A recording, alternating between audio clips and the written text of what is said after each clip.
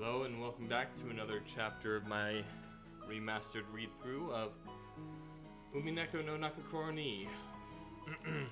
Let's hop into it. Should have taken the boat. The boat! Gonna fall! Gonna fall! Ooh, ooh, ooh! Maria, that's enough! But what a surprise.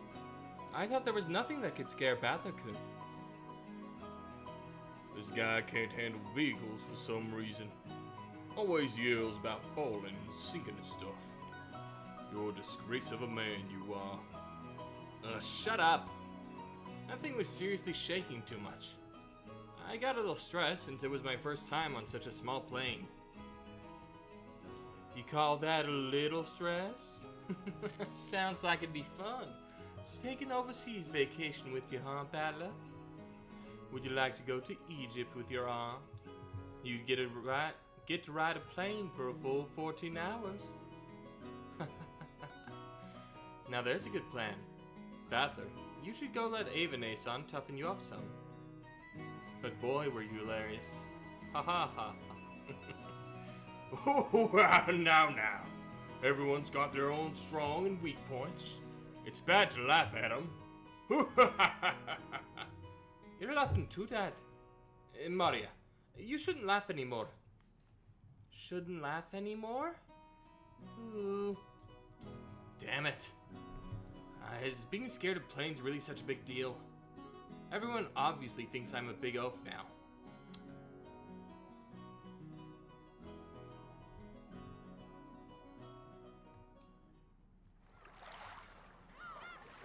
We split up and took separate taxis from the airport to the harbor. From there, we would be taking a boat to the island. The islands are right next to each other, so it's not that far. It would be a leisurely 30 minutes by boat. As we arrived at the pier where the boat to the island was anchored, we saw a silhouette waving its hand.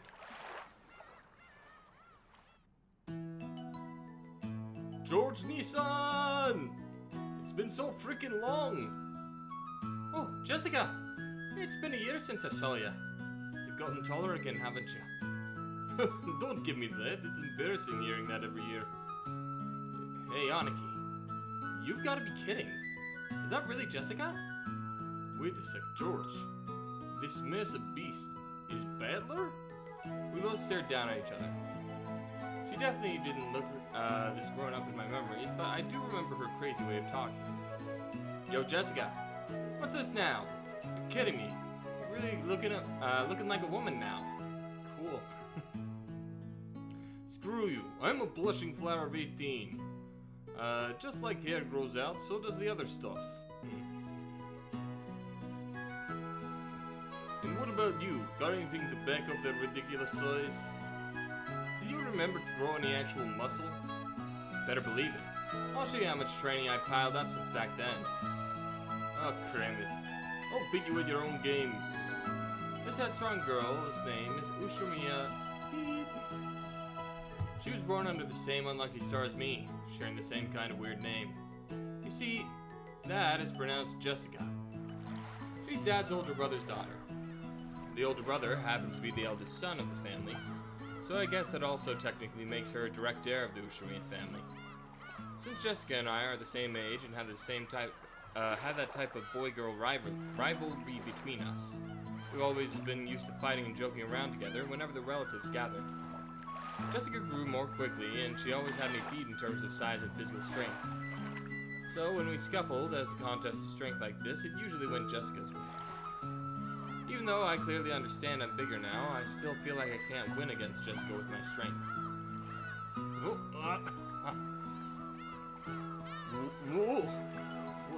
What are you getting serious for? Ow. Hey, this is nothing. Jessica, you've just gotten weak. Shut up. I'm a woman over here, believe it or not. No way I was always going to be stronger than you. Well, that's certainly true. The meat I put on my arms all went to your chest after all. Looks like it'll be pretty even test of strength between the two of them, though. I told you, my boobs aren't for feeling up. Besides, how about you? Your height says you're an adult, but, what about the other places, huh? Stop it! No! I'll be ruined for marriage! Don't touch me! Don't say stuff people are gonna misinterpret. Honestly, I was surprised at how feminine Jessie had become. So I seriously horsed around to hide it. Well, considering what a bossy brat she was 6 years ago, anyone would be surprised. I guess she's just as surprised. She definitely wasn't expecting she'd lose to me in a test of strength. After losing so easily, she must be shocked at how much I've grown in the past 6 years. 6 years.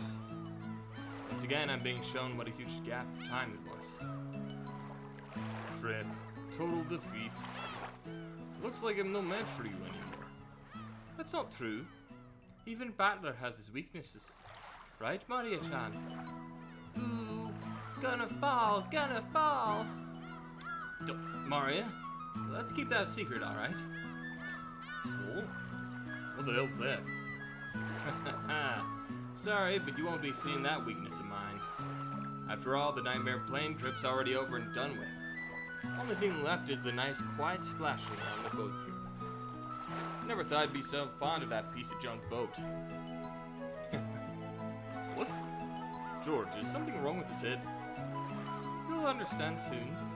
Very soon. At the time, I didn't understand what Aniki meant by the big smile. Oh, what have we here? Battler, how big you've grown. Who is it this time? An old lady with an apron. Oh yeah, that takes me back, I remember. Remember her, Battler Queen. You remember, she's Kumasawa, one of the servants. I could never forget Kumasawa, Bachan. I mean, you haven't aged a bit in these past 6 years. Wait, you haven't gotten younger, have you?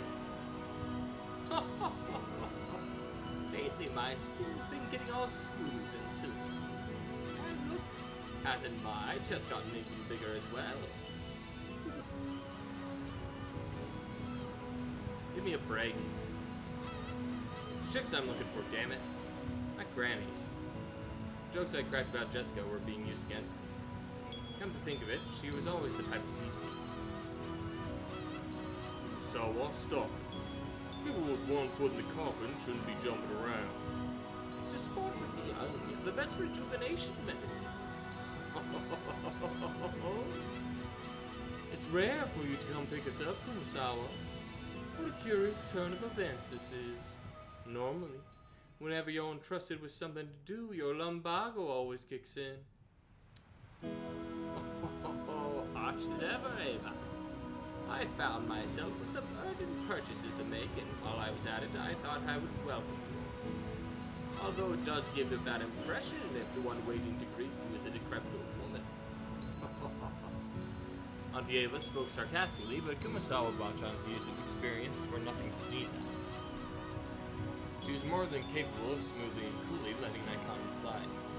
Well, I'd rather not say it, but Kumasawa Bachan may be well past her prime as a servant. She might act as though she's in good health, but between her headaches and the lumbago, her body's wearing out. To tell the truth, the very fact that she's still working is impressive. How old was she again this year? She must be pushing 80 by now. It's incredible that she's still able to act so brightly. You just seem to get more and more lively. That's right. Here you are. It's the tea that I was talking about earlier. Look, I bought you some. Do try it later. Auntie Rosa showed her the souvenir bag that she'd taken out of her suitcase. I think she remembered the promise that she'd apparently made last year and faithfully bought it. That sort of thoughtfulness was just like Auntie Rosa. She wasn't the kind of person who would forget or break a promise. As for Kumasawa Bachan, she seemed deeply touched by the fact that not only had Auntie Rosa remembered that year-old promise, she'd brought that gift for a simple servant like her. This woman is Kumasawa Chiyo. She's a senior servant who's been working for the Ushimiya head house for many years. Alright, that's the 2 new characters, so I'll just do a quick reading of summary. Ushimiya Jessica, Krause and Natsu's daughter. In the absence of any irregularities, it is thought that she will eventually inherit the headship of the Ushimiya family, or rather that her husband. However, she seems to have no interest in all of this. Born with weak bronchi and sometimes assailed by sudden asthma attacks. Kumasawa Chiyo. This elderly woman is a part-timer who has served the family for a great many years despite quitting her job several times along the way. Shrewd and more than competent when it comes to performing her duties, but because of her chattiness and love of rumors, she is not highly regarded as a servant. As you could expect from someone her age, she isn't that good at manual labor. But from kitchen work to cleaning and laundry, she's the kind of super servant who can handle just about anything. Seems her only flaw is a tendency to slack off. I hear she tries to get away from heavier, troublesome work by playing up her diseases. In Kumasawa-Bachan's case, maybe we should call it a sort of lazy craftiness. Probably doesn't impress those paying her salary. Ah well, even if she's pretty flaky when it comes to work, I could never dislike her. I guess that's probably because of her cheerfulness and her constant smile. Hey, glad to see you're still in fine spirits.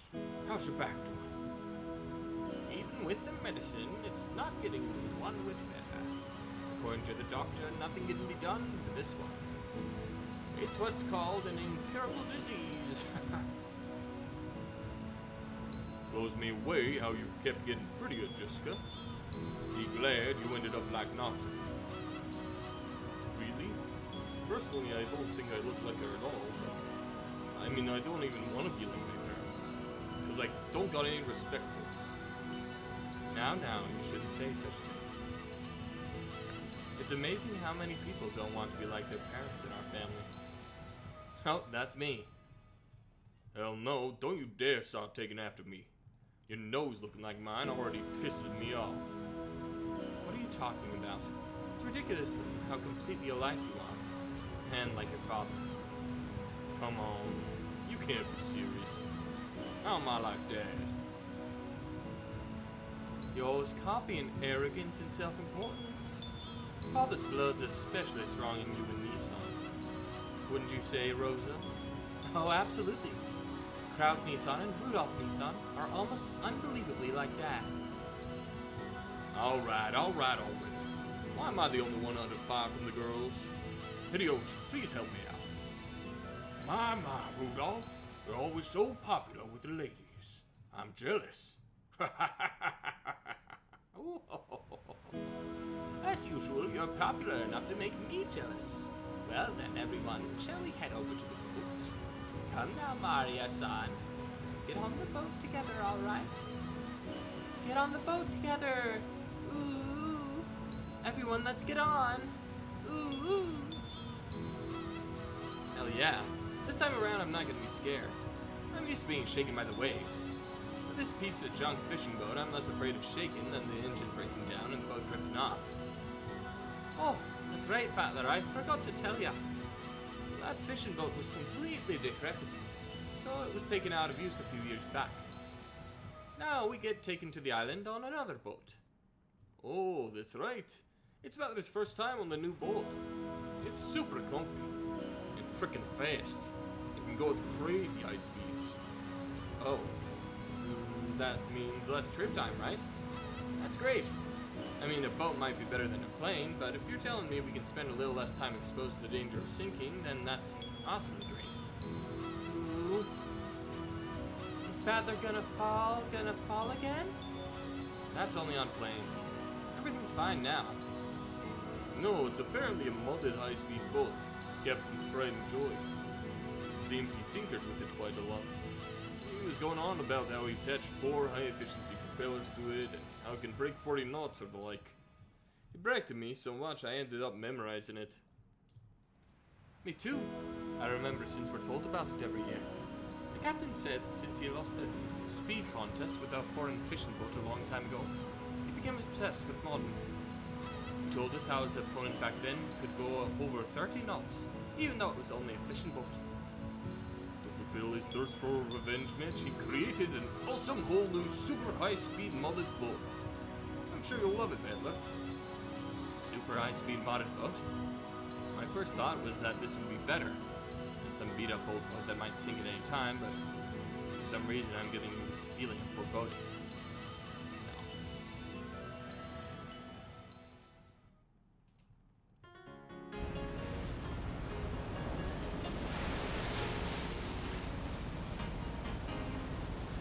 Hey, Ben. Maybe you could just swim to the island. Battler, you shouldn't lean over the railing so much. You might fall. Ooh, gonna fall, gonna fall. Damn it. Is this why you were all grinning before? Super high-speed boat, said to have been modded to hell and back by its captain as a personal hobby, was definitely nothing like the battered old fishing boat from 6 years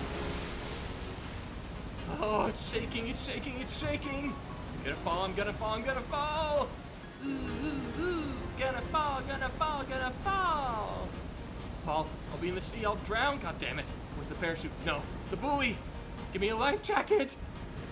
What the hell, Battler? What's that supposed to be?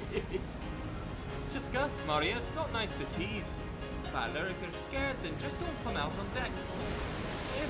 I think if you stay inside the boat, you'll be a bit less afraid. That's a no thank you, Aniki. Shipwreck victims are always the ones inside the boat. Survivors are usually those on the deck during the accident. So I'm saying right here. It's shaking. I'm falling. Shaking, falling. Ooh, ooh, ooh. Maria, I told you to behave yourself. Battler, it looks like you really can't handle it. I'll tell the captain to slow it down for you. Auntie Rosa, thank you! Even on the sea, exercise safe driving. Reduce speeds, point and goal! Don't do that, Rosa. Ordeals aren't necessary for the young. Right, Battler-kun. You can conquer this much, no problem at all, right? Otherwise, you won't be able to go to Egypt with your arm. Auntie Ava, you're mean!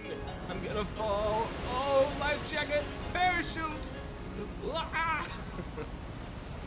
No. Alright, turn it over and think about it. What's the enemy aiming for? He wants to make me afraid like this, right? If that's what he's aiming for, too bad. Like hell I'll be scared. But stop. I'll fall!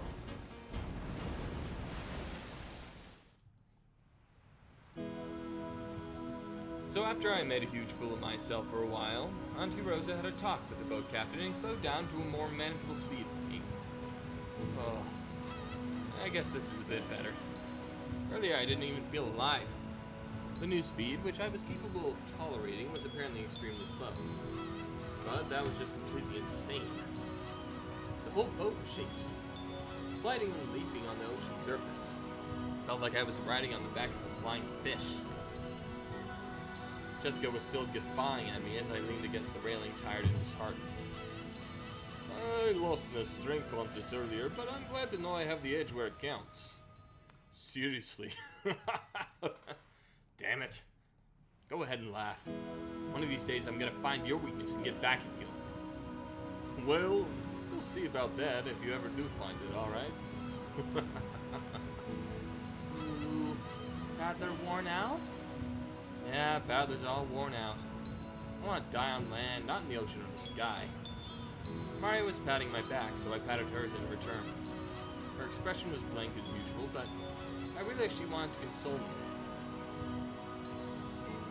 Battler, the captain's throwing in drinks to make up for it. Have a drink and take a break, why don't you? Calm yourself down. George Aniki and Kumasawa Bachan brought us each an ice-cold drink with drops of moisture on the can.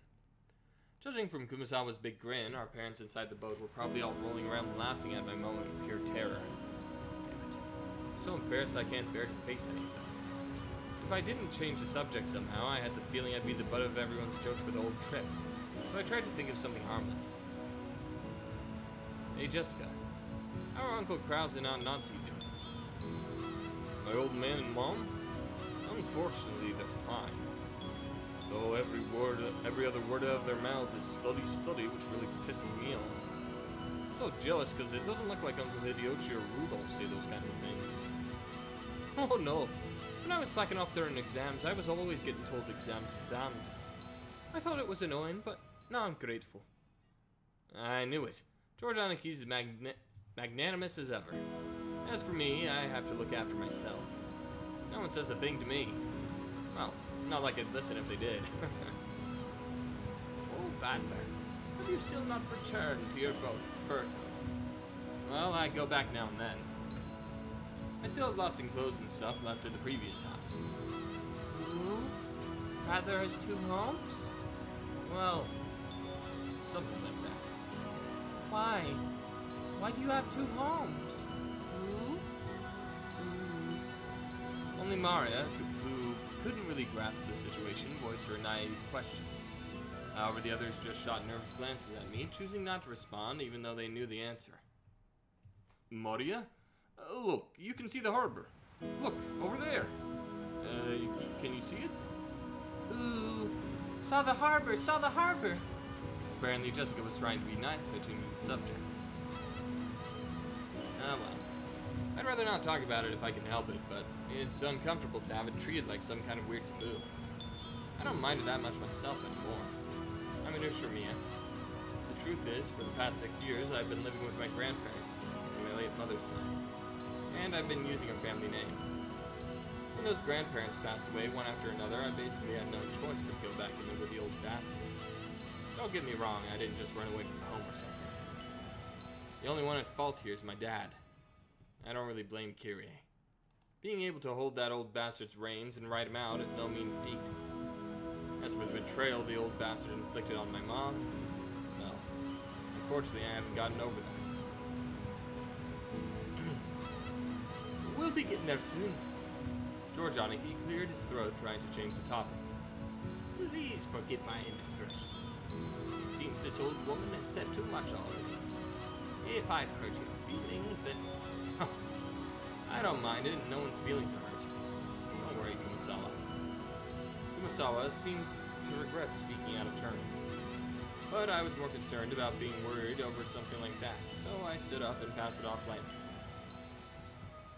After that, I had a sip of my drink and headed over to Maria and Jessica, who were gazing at the silhouette of the island. Ooh, Prattler saw the island, saw the island! There, there, there! Ooh, ooh. Where is it? Oh, I see. Even after 6 years, the island hasn't changed a bit.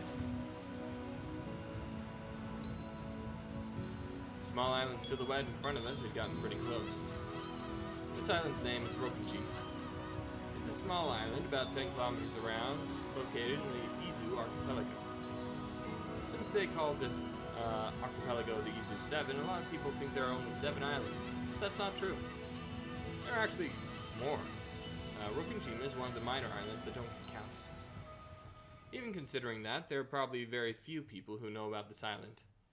After all, only the people of the Ushimiya family come to this island. In other words, it has no ties whatsoever to outsiders or tourists. So you'll never find the island's name in a travel brochure. That's because all Rokunjima is an estate possessed by the Ushimiya head house. Only the Ushimiya family lives there, and only people connected to the Ushimiya family name come and go. There's nothing there except a harbor and a mansion. The vast majority of the island is still just uncultivated forest. Such a waste when it could have been a nice golf course. However, when you realize the entire coastline's a private beach, it starts looking pretty magnificent. You might have realized it by now, but to put it simply, well, our family's just rolling in dough. The fortune possessed by the head house is apparently vast. And Dad and the others who make up the branch families have built up plenty of wealth for themselves, finding success in their respective businesses. I've been living a commoner's life at my grandparents' home for these 6 years, so I'd forgotten. But the old bastard's house really is elegant, and everything about it is tuned to match the snobbish tastes of the annoying rich. Come to think of it, I guess that means George, Jessica, Maria, and I are all wealthy, high-class gentlemen and ladies. Needless to say, none of us feel that way. I don't see myself as being rich. And George, who takes self-discipline very seriously, doesn't let himself get too comfortable. Jessica's always complaining that she'd rather move to the city than be rich. Mari's still a kid who isn't even interested in money at all. I guess that attitude is snobbish. From the perspective of people in poverty who can't pay the bills, we're lucky to even have the luxury of thinking this way. This isn't the place to explain any further, so I won't. Anyway, it's the same as not being able to choose the parents you're born from. I didn't ask to be born into a rich family, and I don't think it's something that I should be hated for. It can be pretty trying when people are prejudiced against you just because you're rich and refuse to judge you by your merits. As I pondered these sentimental thoughts, Maria leaned over the railing and started shouting.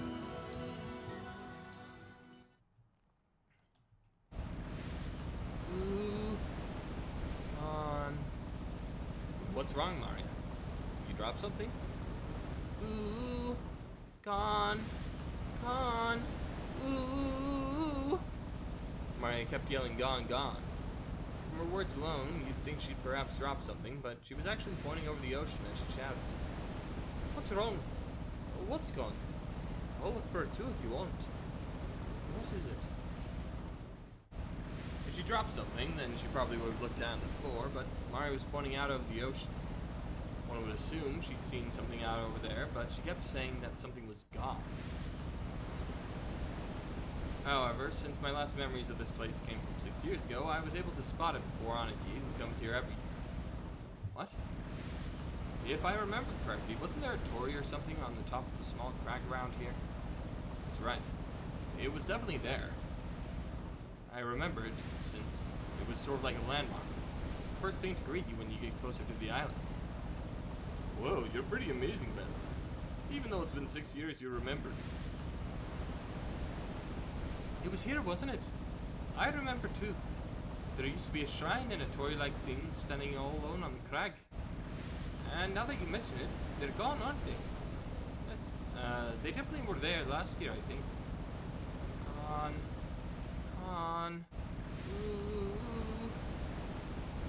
Maybe they were washed away by the waves or something? It was a small crag. It probably got brittle because of its exposure.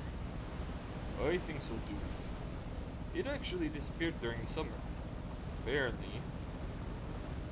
A huge lightning bolt fell one evening, smashed the shrine or some such. The fishermen whispered that it must undoubtedly be an ominous sign. From a thunderbolt fall upon our tutelary god. Lightning be gone. Lightning be gone. Kumasawa smiled impishly as if teasing, rubbing her hands together. However, Maria was apparently taking it seriously.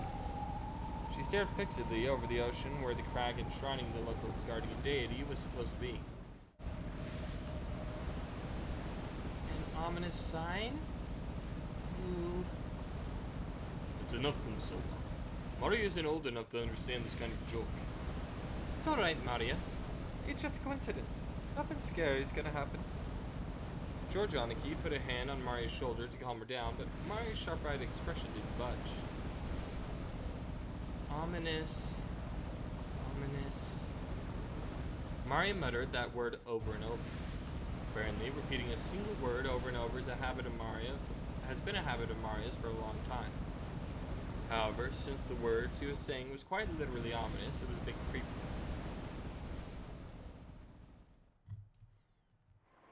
Hey now, Maria. Some disaster really will come if you keep saying that word over and over, you know. I tapped Maria's other shoulder, and then Maria whipped her head around and stared me in the face, and spoke unblinkingly. Ooh. Disaster coming. What? Where's it coming from? I answered lightheartedly, trying to break the tension in the air. In reply, Maria held up a finger, raised her arm high, and pointed up to the heavens. When I looked up, I saw the sky was just as cloudy, but it had grown a great deal more leaden than it was in the morning. That's right. They were saying a typhoon was approaching. We plan to spend one night on the island, but if the storm doesn't pass quickly, it won't be able to make it to school on Monday. Well, I guess that makes for a pretty good excuse to be absent. She apparently sensed something ominous in the cloudy sky. She'd been muttering for a while now. Girls at Maria's age tend to be pretty impressionable. She's just about that age when many girls start getting excited about sixth senses and whether or not they have psychic potential and whatnot. In a way, being sensitive about things like this isn't really out of the ordinary for a kid like her.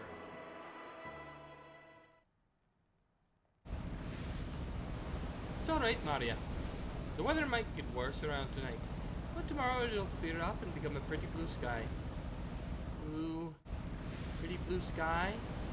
Ooh. That's right. By tomorrow it'll be a pretty blue sky. There's no rain that doesn't end. And there aren't clouds that never clear. Ooh. Rain that doesn't end. Clouds that never clear. Ooh. I mean, the typhoon's coming, but it'll be gone before you know it. It's alright, Maria. Ooh, ooh, ooh, ooh. Maria started yelling ooh ooh. It seemed as though she was having a tantrum because no one could understand what she was trying to say. What in the world is Maria so desperately trying to warn us about? Unable to understand her, we could do nothing but feel a vague sense of foreboding. I heard that everyone can feel the supernatural, but it weakens as you age. That might mean Maria, the youngest of us, had still possessed some kind of sense that the rest of us have lost. I wonder if that sense is sending her a warning. At that moment, Kumasawa quietly opened her mouth. Rumor has it that long ago, Rokinshima was Kumasawa. Let's not talk about that right now. Just as Kumasawa was about to tell some kind of story, Jessica sharply interrupted her. For Jessica, this was an extremely firm reaction. I wanted to push her further, just out of simple curiosity. But judging by how Jessica was acting, it wasn't difficult to imagine it would simply inflame Maria's unease. If I did try and press her for the story, the odds were pretty good that it wouldn't be anything bright and cheery. I do apologize about that. The wind here is hard to bear for the elderly, so if you would excuse me. Gossipers have no reason to hang about after they've been told to stop chatting. When Kumasawa finally realized she'd overstepped her bounds, she went back in the boat. After she left, Uncle Hideyoshi came along to replace her. Since he'd shown up partway through, he completely failed to notice the complicated atmosphere that hung around the scene. So he refreshingly and unwittingly swept that atmosphere aside. In the end, it was his unwittingness that brightened the mood. Looks like we're almost there. All right, just a little more. Took forever at the speed we went today, didn't it? You all know whose fault that is. Uncle Hideyoshi, give me a break already. Oh, keep on twisting that knife. Seriously, goes a better, it's taking forever. Maria had probably come to the conclusion no one was going to listen to her. She hung her head and wearing a fretful face. As she did, George Aniki crouched to meet her eyes and spoke to her kindly. Maria-chan, there's nothing to be afraid of, because we're all together. There's nothing to be afraid of when we're all together. Go ahead and say it. Ooh, there's nothing to be afraid of if we're together. That's right. There's nothing to be afraid of when we're together. Ooh. Yeah, George Aniki knows what he's talking about. If we're all together, there'll absolutely never be anything to be scared of. Right, Jessica?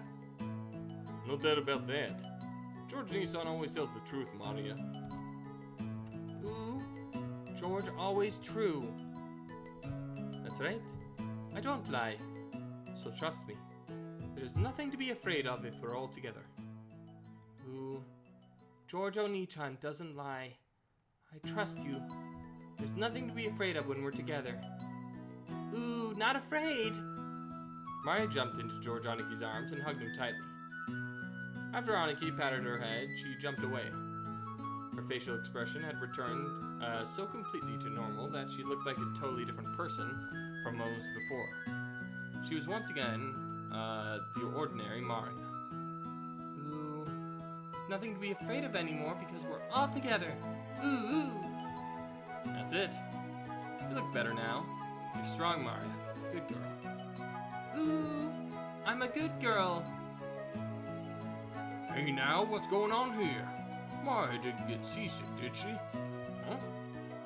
Well, it was something like that. We'll be arriving soon enough. The harbor was already drawing near.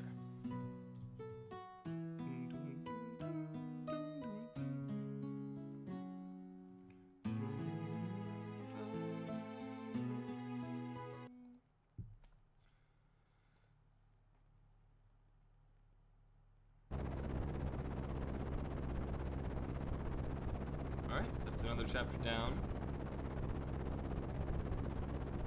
I'll go ahead and save real quick. And thank you all for joining me. I will see you all